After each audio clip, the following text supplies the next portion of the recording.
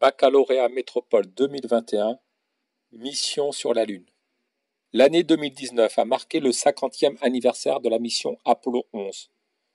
En effet, le 20 juillet 1969, l'homme marche pour la première fois sur la Lune.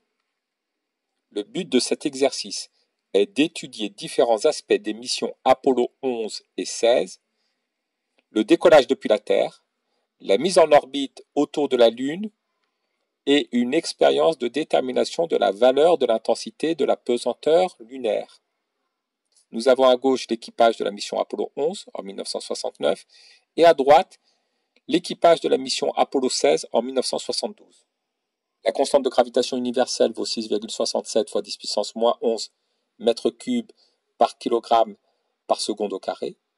La masse de la Terre vaut 5,97 fois 10 puissance 24 kg. Celle de la Lune, 7,34 fois 10 puissance 22 kg. La masse du vaisseau Apollo 11 avec son module lunaire vaut 4,50 fois 10 puissance 4 kg.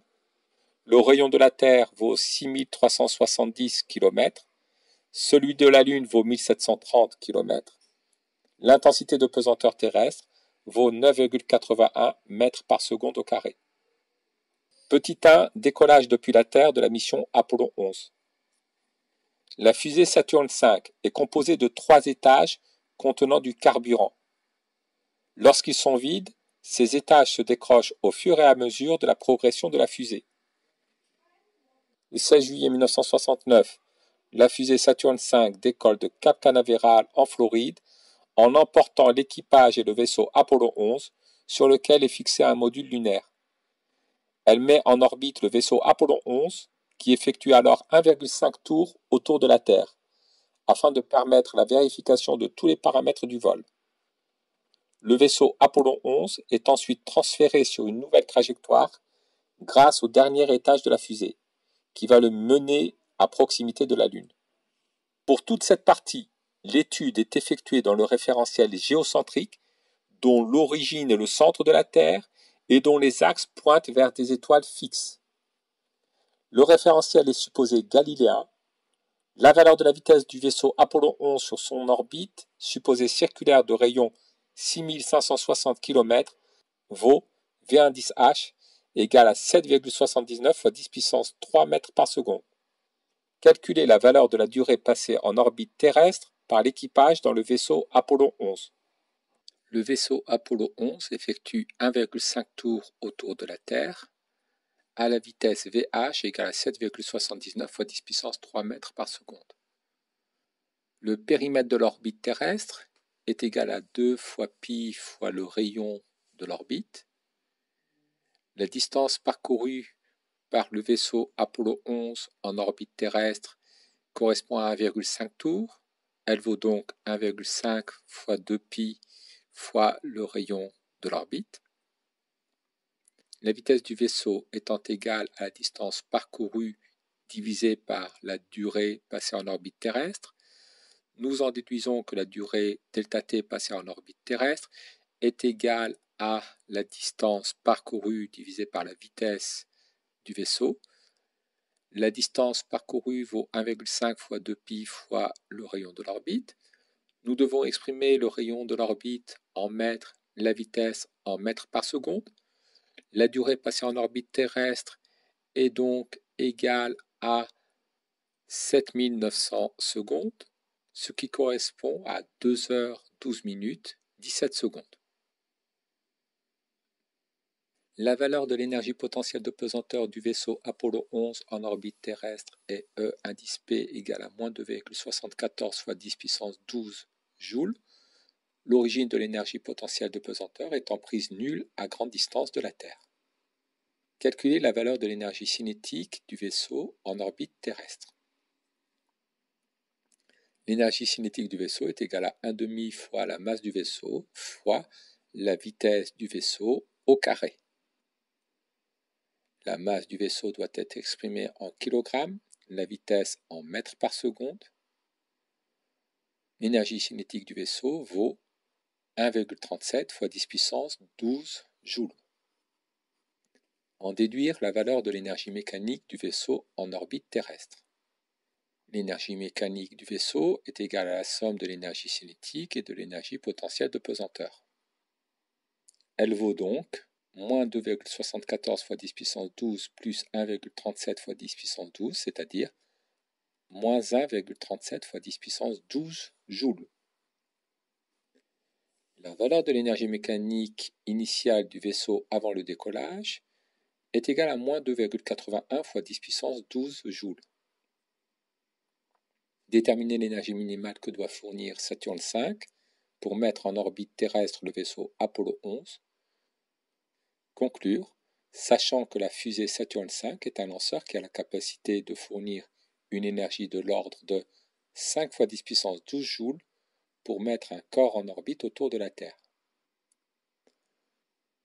L'énergie minimale que doit fournir Saturne V pour mettre en orbite terrestre le vaisseau Apollo 11 est égale à la différence entre l'énergie mécanique du vaisseau en orbite terrestre et l'énergie mécanique du vaisseau avant le décollage. EM moins EM0. Moins 1,37 fois 10 puissance 12 moins 2,81 fois 10 puissance 12. Cela nous donne une énergie à fournir de 1,47 fois 10 puissance 12 joules. Cette énergie à fournir est inférieure à l'énergie qu'est capable de fournir le lanceur. Donc, la fusée Saturne V possède une énergie suffisante pour mettre en orbite le vaisseau Apollo. Expliquez pourquoi l'énergie cinétique du vaisseau, avant le décollage, n'est pas nulle dans le référentiel géocentrique. Le vaisseau a une vitesse nulle dans le référentiel terrestre. L'énergie cinétique du vaisseau est nulle dans le référentiel terrestre. Cependant, bien que le vaisseau soit immobile dans le référentiel terrestre, il est en mouvement circulaire dans le référentiel géocentrique. La vitesse du vaisseau n'est donc pas nulle dans le référentiel géocentrique. On en déduit que l'énergie cinétique du vaisseau n'est pas nulle dans le référentiel géocentrique. La fusée n'est pas immobile dans le référentiel géocentrique.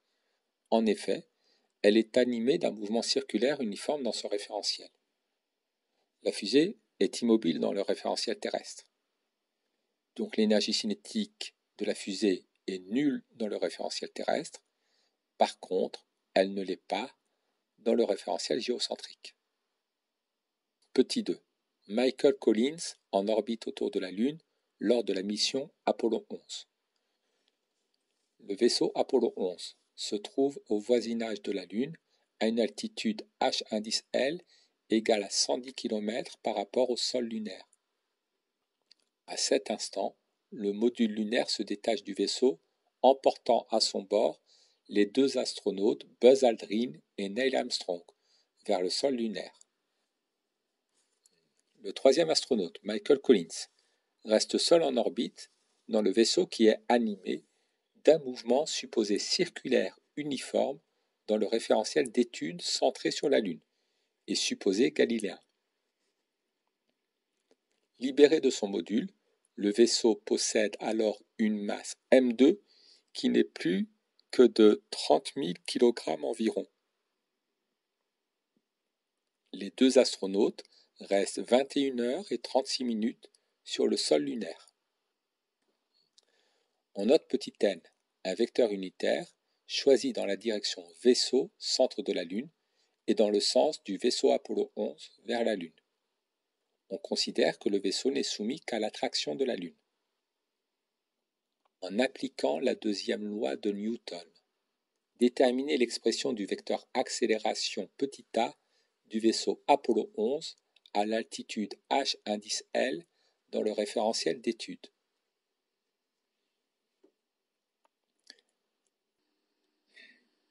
Dans le référentiel lié au centre de la Lune, le vaisseau est soumis à la force d'interaction gravitationnelle exercée par la Lune.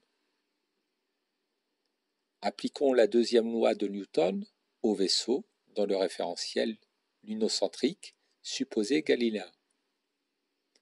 La masse du vaisseau M2 multipliée par l'accélération du centre du vaisseau est égale à la force d'interaction gravitationnelle exercée par la Lune sur le vaisseau. Or, la force d'interaction gravitationnelle exercée par la Lune sur le vaisseau a pour valeur grand G multiplié par la masse du vaisseau multiplié par la masse de la Lune divisé par la distance entre le centre de la Lune et le centre du vaisseau élevé au carré. Cette distance est la somme du rayon de la Lune et de l'altitude h indice L. La force d'interaction gravitationnelle exercée par la Lune sur le vaisseau est orientée suivant le vecteur petit n. Donc, la masse du vaisseau m2 multipliée par le vecteur accélération du centre de gravité du vaisseau est égale à la constante gravitationnelle multipliée par la masse du vaisseau multipliée par la masse de la Lune divisée par le rayon de la Lune plus l'altitude du vaisseau, le tout au carré, multiplié par le vecteur unitaire petit n. Nous pouvons simplifier de part et d'autre par la masse m2 du vaisseau. Nous obtenons l'expression du vecteur accélération.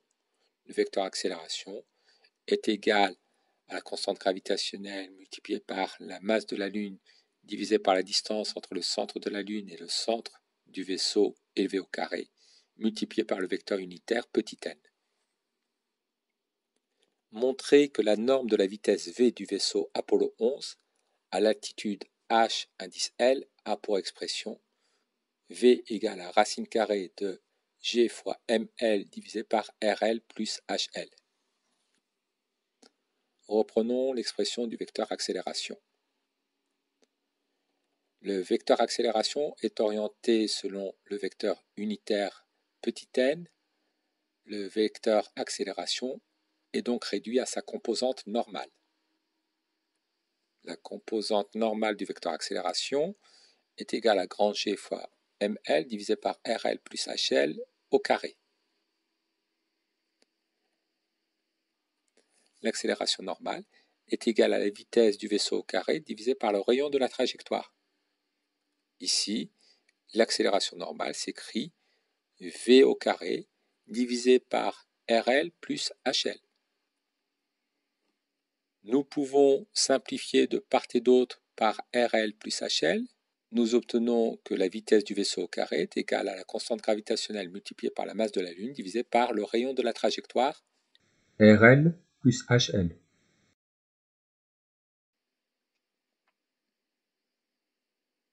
Nous obtenons donc que la valeur de la vitesse est égale à racine carrée de g fois ml sur rl plus hl.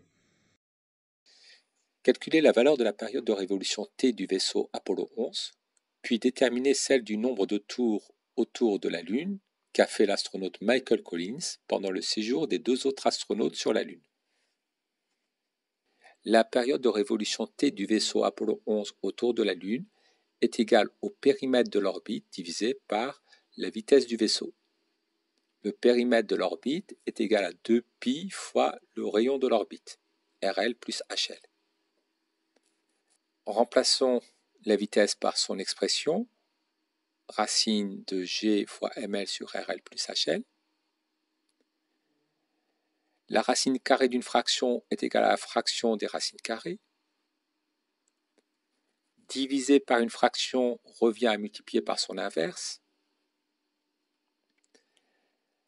Racine carrée de RL plus HL s'écrit également RL plus HL à la puissance 1/2.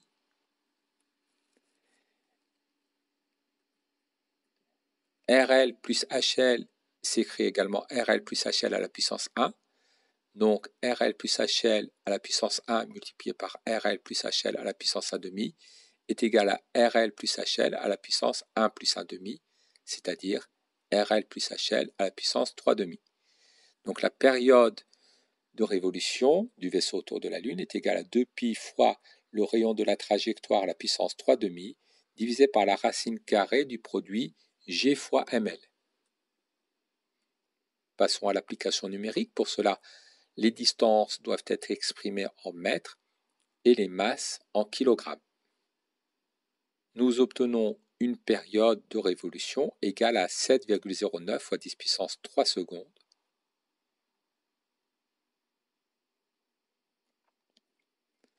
Le nombre de tours autour de la Lune qu'a fait l'astronaute Michael Collins pendant le séjour des 2 autres astronautes sur la Lune vaut la durée du séjour divisée par la période de révolution.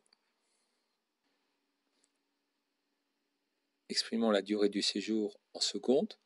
21 heures, c'est 21 fois 3600 secondes, puisque dans une heure, il y a 3600 secondes. Et 36 minutes, c'est 36 fois 60 secondes, puisque dans une minute, il y a 60 secondes. Nous obtenons un nombre de tours effectués par l'astronaute Michael Collins pendant le séjour des 2 autres astronautes sur la Lune de 11 tours. Saut de John Young lors de la mission Apollo 16. Lors de la mission Apollo 16 en 1972, l'astronaute John Young fait un grand saut vertical. Cette scène a été filmée et la vidéo est exploitée grâce à un logiciel de pointage. Une image de cette vidéo, présentée à l'écran, montre John Young au point le plus haut du saut, ses pieds étant alors situés à 60 cm au-dessus du sol. On choisit l'axe OY vertical orienté vers le haut, l'origine O de cet axe étant située au niveau du sol lunaire. On repère la position de John Young selon cet axe en pointant la position de ses pieds image par image. La courbe Y de T à l'écran représente l'évolution de la position de John Young en fonction du temps pendant son saut sur la Lune. L'origine des dates, T égale à 0 secondes, est prise au début du saut. La modélisation numérique obtenue à partir des positions de John Young est Y égale à moins 0,86 fois T au carré plus 1,4 fois T avec Y en mètres et T en secondes. En l'absence d'atmosphère sur la Lune, on considère que le saut de John Young est une chute libre verticale. En utilisant la modélisation numérique, déterminer l'expression numérique de la vitesse de John Young. Calculer la valeur de la vitesse initiale V0y de John Young. La valeur de la vitesse initiale selon y de John Young est égale à la dérivée de l'ordonnée y par rapport au temps à l'instant t égale à 0 secondes. Commençons par calculer la dérivée de y par rapport au temps, c'est-à-dire la dérivée de moins 0,86 fois t au carré plus 1,4 fois t par rapport au temps. La dérivée de t au carré, c'est 2 fois t, et la dérivée de t, c'est 1. Donc nous obtenons que Vy est égal à moins 2 fois 0,86 fois t plus 1,4, c'est-à-dire Vy égale à moins 1,7 fois t plus 1,4. Afin d'avoir la valeur de la vitesse initiale selon y, remplaçons t par 0. Nous obtenons que la vitesse initiale selon y est égale à 1,4 mètres par seconde. Nous aurions pu déterminer cette valeur graphiquement. En effet, la valeur de la vitesse selon y à l'instant t est égal à 0 secondes peut être approximée comme le taux de variation delta y sur delta t à t égale à 0 secondes. Ceci correspond à la valeur de la pente de la tangente à la courbe y en fonction de t à t est égal à 0 secondes. La valeur de la vitesse à l'instant initial selon y correspond à la valeur de la pente de la tangente à la courbe, représentant y en fonction de t à t égale à 0 secondes. Pour déterminer la valeur de la pente à la tangente, traçons la tangente à la courbe à t égale à 0 secondes. Choisissons 2 points sur cette tangente et déterminons le taux d'accroissement. La variation de y sur la variation de temps, delta y sur delta t. Entre les 2 points choisis sur la tangente, nous avons une différence d'ordonnée de 0,56 mètres et une différence de temps de 0,40 secondes. Ainsi, V0y est égal à delta y sur delta t, c'est-à-dire 0,56 sur 0,40, et nous obtenons 1,4 mètres par seconde. La méthode graphique n'était pas celle attendue dans cet exercice. Montrez que la valeur de l'intensité de la pesanteur lunaire, G indice L, est d'environ 1,7 mètres par seconde au carré. Dans le référentiel lunaire, l'astronaute John Young est soumis à son poids P. Appliquons-lui la deuxième loi de Newton dans ce référentiel supposé galiléen. La masse de l'astronaute multipliée par l'accélération de son centre de masse est égale à son poids. Le poids de l'astronaute est égal à la masse de l'astronaute multipliée par l'accélération du champ de pesanteur lunaire. Nous pouvons simplifier de part et d'autre par la masse de l'astronaute. Nous obtenons que l'accélération du centre de masse de l'astronaute est égale à l'accélération du champ de pesanteur lunaire. Projetons cette relation sur l'axe vertical OY. La composante selon Y du vecteur accélération est égale à la composante selon Y du vecteur G indice L. Le vecteur G indice L est collinéaire et de sens opposé à l'axe OY. Sa composante suivant l'axe OY est donc égale à moins G indice L, G indice L étant l'intensité du champ de pesanteur lunaire. Donc l'accélération selon Y du centre de masse de l'astronaute est égale à moins GL.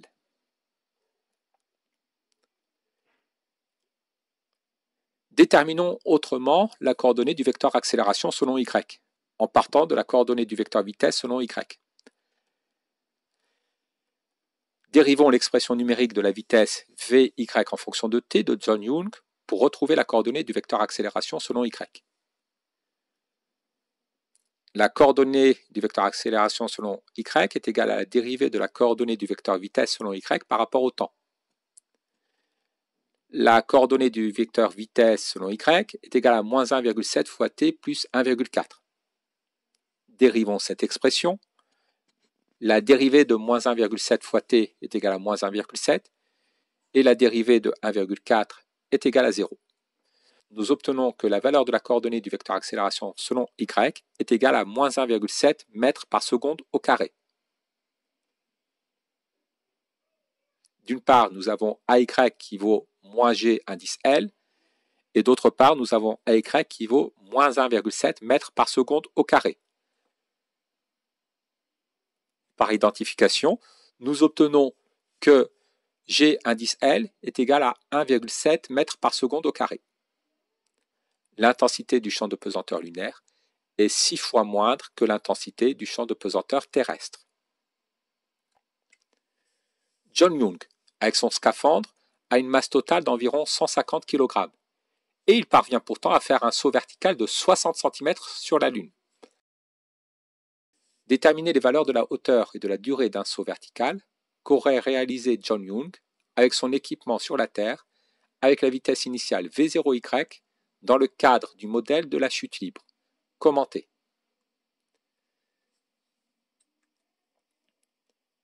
De la même manière, en appliquant la deuxième loi de Newton à John Young dans le référentiel terrestre supposé galiléen, nous obtenons que la coordonnée du vecteur accélération selon Y de John Young vaut moins G indice T.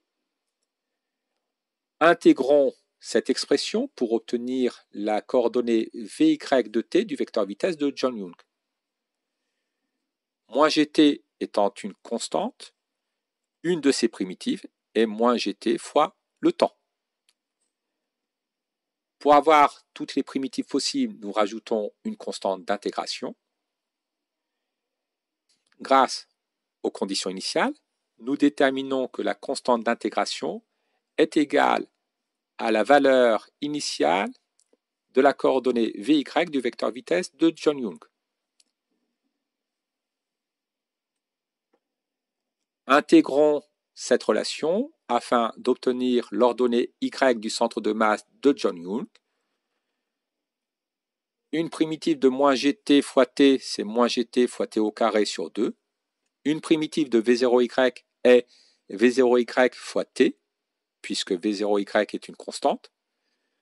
Pour avoir toutes les primitives possibles, nous rajoutons une constante d'intégration. Pour déterminer cette constante d'intégration, nous utilisons la condition initiale y de 0 est égal à 0 mètres. Cela nous donne que la constante d'intégration est égale à 0. Et donc, nous obtenons l'équation horaire y à l'instant t est égal à moins g indice t fois t au carré sur 2 plus v0y fois t. Au sommet de la parabole, le vecteur vitesse de John Young est horizontal. Le sommet de la parabole est atteint à l'instant t1 tel que la coordonnée du vecteur vitesse selon y à cet instant t1 est égale à 0. En résolvant l'équation, nous obtenons que t1 est égal à v0y sur g indice t. La hauteur du saut est obtenue en remplaçant petit t par t1 égale à v0y sur gt dans l'équation horaire y de t. Nous obtenons que y à l'instant t1 est égal à moins gt fois v0y sur gt au carré divisé par 2 plus v0y fois v0y sur gt. En faisant les calculs, nous obtenons que y à l'instant t1 est égal à v0y au carré sur 2 fois gt. v0y vaut 1,4 mètres par seconde. G indice t vaut 9,81 mètres par seconde au carré. Nous obtenons une hauteur du saut égale à 0,10 mètres, c'est-à-dire 10 cm. John Young aurait effectué un saut 6 fois plus faible sur Terre que sur la Lune. Pour déterminer la durée du saut, nous allons déterminer l'instant où John Young retouche le sol. La durée du saut t indice 2 est telle que y à l'instant t2 est égal à 0 mètres. Résolvons l'équation du second degré indiquée à l'écran. Pour cela, factorisons par t indice 2. Un produit de facteurs est nul si et seulement si un des facteurs est nul. Nous rejetons la solution t indice 2 égale à 0 secondes. Et nous retenons la solution t indice 2 égale à 2 fois v0y sur g indice t. Remplaçons v0y par 1,4 mètres par seconde, g indice t par 9,81 mètres par seconde au carré. La durée du saut t2 vaut 0,29 secondes. Le saut sur Terre a une durée 6 fois plus petite que le saut sur la Lune.